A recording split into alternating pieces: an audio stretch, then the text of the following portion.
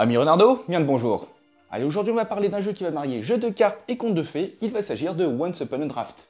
Ici on sera sur un jeu plutôt familial de 3 à 6 joueurs, mais il faut savoir que vous aurez la possibilité de jouer à 2 joueurs, et on sera sur des parties d'environ 30 minutes. Dans une partie de Once Upon a Draft, vous allez vivre une histoire qui va être décomposée en 3 chapitres, chacun faisant intervenir une mécanique de jeu bien différente. Vous allez composer votre équipe, et vous allez mettre chacun de vos alliés à l'épreuve afin de marquer un maximum de points, histoire de terminer en beauté. Et comme d'habitude, avant de démarrer, n'hésitez pas à laisser un petit pouce bleu et à vous abonner si ce n'est pas déjà fait. Tout ça, ça permet de soutenir grandement la chaîne. Et sur ce, c'est parti. Dans une partie de ce jeu, vous allez donc effectuer 3 chapitres.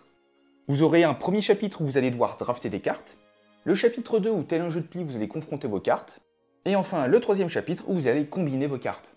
Et à l'issue de cette ultime phase, après un décompte des points, le joueur qui en a le plus remporte la partie. Mais avant de démarrer, quelques explications sur les différents éléments de jeu.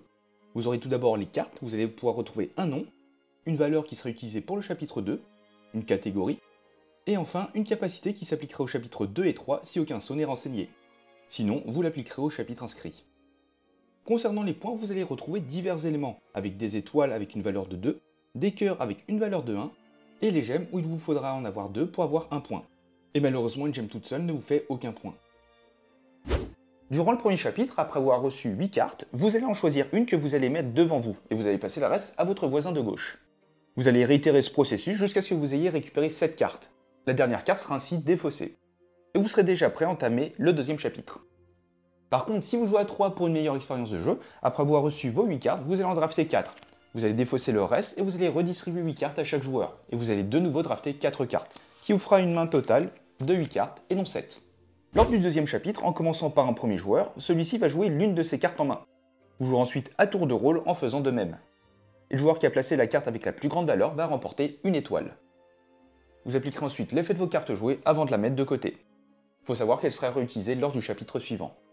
Et la personne qui a remporté le tour va démarrer le tour suivant, et vous allez continuer ainsi de suite jusqu'à ce que vous ayez plus de cartes en main. Il faut savoir que certaines cartes possèdent soit le sceau du chapitre 2 ou bien celui du chapitre 3. L'effet va alors s'appliquer uniquement au chapitre inscrit. Et enfin, un dernier chapitre où vous allez récupérer toutes les cartes que vous avez mis de côté et vous allez les activer dans l'ordre que vous souhaitez. Et bien sûr, ça va vous permettre de récupérer des points supplémentaires. À l'issue de cette phase, le joueur avec le plus de gemmes va récupérer 4 gemmes supplémentaires, et en cas d'égalité, toutes les personnes reçoivent ce bonus. Et vous passerez enfin au décompte des points. Chacune de vos étoiles en votre possession va vous rapporter 2 points, 1 point pour chacun de vos cœurs, et enfin 1 point pour chaque paire de gemmes. Et le joueur qui a le plus de points remporte la partie. En cas d'égalité, c'est la personne avec la carte de valeur la plus élevée dans son équipe qui gagne.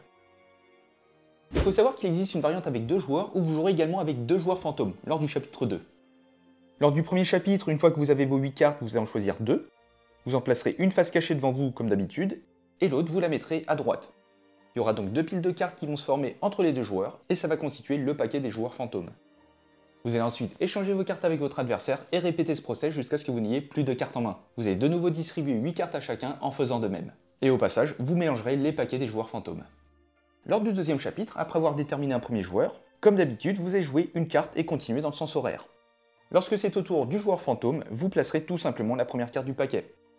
Et sur le reste, pas de changement, hormis le fait que les joueurs fantômes ne gagnent pas de points lorsqu'ils activent leur capacité. Vous passerez ensuite au chapitre 3 puis au décompte des points, et le joueur qui en a le plus remporte la partie.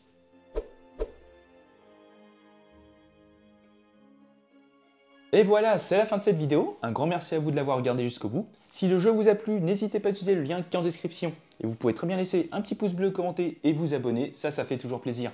Et sur ce, on se retrouve dans une prochaine vidéo. Ciao!